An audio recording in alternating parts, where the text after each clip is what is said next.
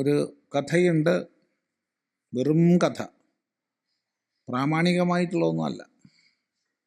ആചാര്യന്മാർ പറഞ്ഞ് തലമുറകളായി കൈമാറിയിട്ടുള്ളൊരു കഥ, പ്രാമാണികമല്ല. എന്നാൽ ആ കഥയൊരു നല്ല കഥയാണ്. ഒരിക്കൽ ദേവേന്ദ്രന് തോന്നിയിത്രേ, ഇപ്പോൾ ഉള്ള കൊട്ടാരമൊക്കെ ഒന്ന് മാറ്റി ഒന്ന് റീഫർണിഷ് ചെയ്ത് പുതിയൊന്നുണ്ടാക്കി ആക്കണം. അങ്ങനെ വിശ്വകർമാവിനെ വിളിച്ച് ഓർഡർ കൊടുത്തു, ഈ കൊട്ടാരമൊക്കെ ഒന്ന് മാറ്റി ഉണ്ടാക്കണം. പോരാ, ഇപ്പോൾ ഇത് പോരാ. ദേവേന്ദ്രൻ്റെ കൊട്ടാരം എന്ന് പറഞ്ഞാൽ അചിന്ത്യങ്ങളായ വൈഭവങ്ങളോട് കൂടിയതാണ്. അത് പോരാന്നൊരു തോന്നൽ. വിശ്വകർമാവിന് നിവൃത്തിയില്ലല്ലോ, ഉണ്ടാക്കല്ലാണ്ട്. ദേവേന്ദ്രൻ ഓർഡർ കൊടുത്താൽ ഉണ്ടാക്കല്ലാണ്ട് നിവൃത്തിയില്ല. പക്ഷെ പണിയും തുടങ്ങിയിട്ടില്ല. അപ്പോൾ ഈ വിവരം നാരദൻ അറിഞ്ഞു അത്രേ. അപ്പം നാരദൻ ഇതിനൊരു പാഠം പഠിപ്പിക്കണമെന്ന് വിചാരിച്ചിട്ട് രോമശ മഹർഷിയെയും കൂട്ടി വന്നു അത്രേ. അങ്ങനെ രോമശന് കൗപീനം പോലും ഇല്ല, ഒന്നുമില്ല, നഗ്നനാണ്. ദേഹം മുഴുവൻ രോമമാണ്, കരടി പോലെ. അതാണ് രോമശൻ. അപ്പോൾ ദേവേന്ദ്രൻ നാരദനെ കണ്ടോട്ടനെ നമസ്കരിച്ചു. അയ്യോ, എന്നെ അല്ലാതെ അവിടെയാണ് നമസ്കരിക്കേണ്ടത്, ആരാത്, ഇത് മഹാമഹർഷിയാണ്, രോമശനാണ്. ഉടനെ ദേവേന്ദ്രൻ നമസ്കരിച്ചു. ധാരാത് എവിടുന്നാണ് വന്നത്, എവിടെയാന്ന്? നാരദൻ നിക്കക്കള്ളിയില്ലാണ്ട് നടക്കുന്ന ആളാ അല്ലേ? നാരദനൊരു സ്ഥിര ആശ്രയമില്ല, അനികേതനാണ് നാരദൻ, ഒരു വാസസ്ഥലമില്ല. പക്ഷെ നാരദൻ എവിടെയും അടുക്കള വരെ കയറി ചെല്ലാം. ആരും നാരദനെ വിലക്കില്ല, എവിടെയും കയറി ചെല്ലാം. അതങ്ങനെ തന്നെയല്ലേ? നികേതനുള്ളവർക്ക് അവനവൻ്റെ നികേതനത്തിൽ ഉറച്ചിരിക്കാനേ പറ്റൂ. മറ്റേ സ്ഥലത്ത് പോയി കഴിഞ്ഞാൽ ഏറി വന്നാൽ സ്വീകരണ മുറി വരെ പോവാം. നികേതനം ഇല്ലാത്തവർക്കോ ഏത് അടുക്കളയിലും കിടപ്പുമുറിയിലൊക്കെ പോവാം. അത് സ്വാതന്ത്ര്യം ഉണ്ടാവും, അത് സംശയമില്ല. ഏതായാലും അങ്ങനെയുള്ള നാരദനോട് ദേവേന്ദ്രൻ ചോദിച്ചു, അല്ല ഈ മഹാത്മാവ് ആരാണ്?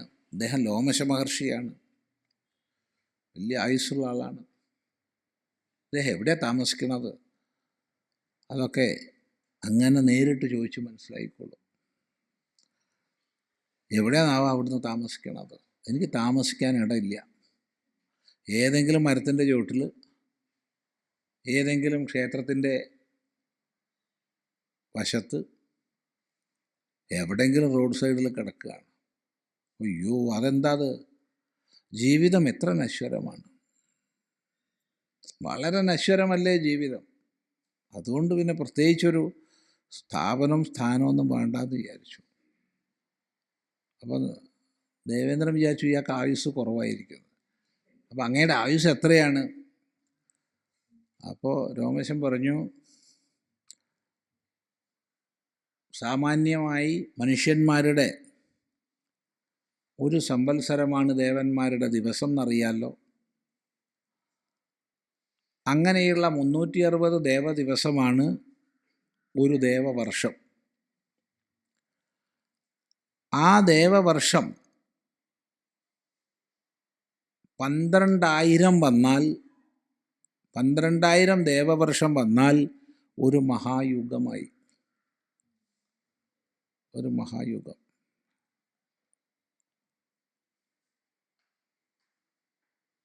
ആ കാലയളവിൽ 14 മനുക്കന്മാരും 14 ഇന്ദ്രന്മാരും മാറും.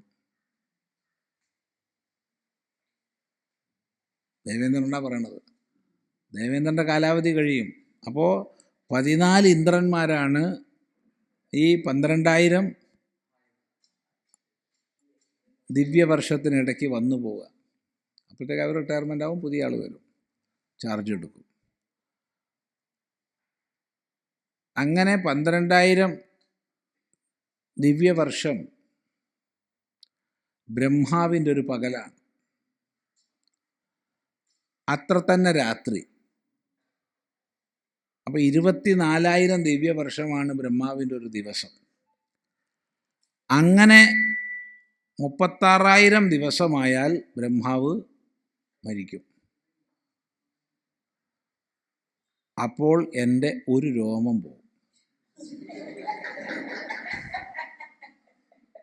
അപ്പോൾ ഒരു രോമം പോകും.